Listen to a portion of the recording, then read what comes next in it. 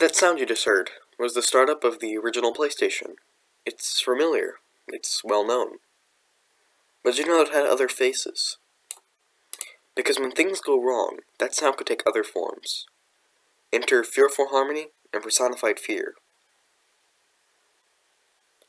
First, let's establish what these errors aren't.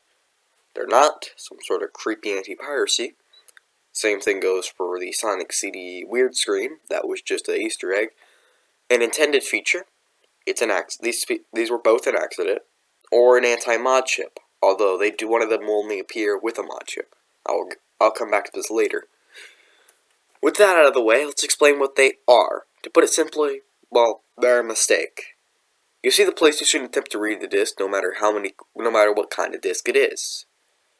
Even though it won't attempt to read it as game data or audio CD, it will attempt to read the disc no matter what. And this is how Personified Fear shows up.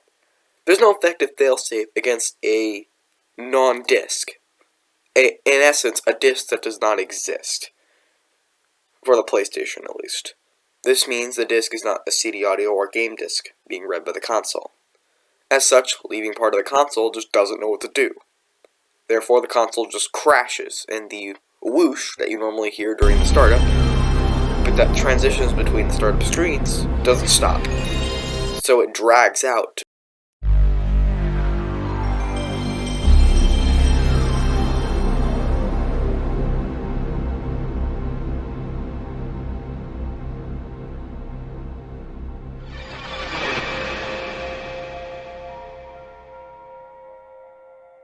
And creates a sound that is considered creepy, due to the fact that the whoosh is actually breaking glass, which normally gets cut off to a nice little whoosh, but instead becomes whoosh.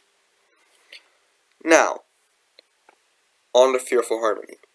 This is the more popular of the two errors, and too long to show a clip of, so I'll link a video of it in the description. This error will only occur if you have a mod chip. The reason this error occurs is when the PS1 is trying to run a game that isn't a game at all. And you might think, well, how is this possible? Let's track back to how mod chips work. Mod chips are modifications to the original PlayStation 1 hardware that make it think that a backup of PC disc is a proper game. This will also fuck up audio CDs and other things like that. In essence, the PS1 will now think every disc inserted is a game disc and attempt to run it as such. The problem is, last time I checked, my Windows installation disk isn't a game disk. And what will happen if you plugged in, let's say, a Windows installation disk while your PlayStation was mod chipped, is that your PlayStation 1 will attempt to load a bunch of data as game data that is garbage. It can't understand what the heck is going on, so the system will slow down dramatically. And the startup tune will just slow down super dramatically, to the point where it just, dragged out.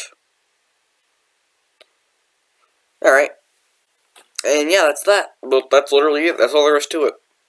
I would like to thank Reddit user Right216 and the PS1's fandom wiki for helping me on this short but somewhat informative video. See you next time.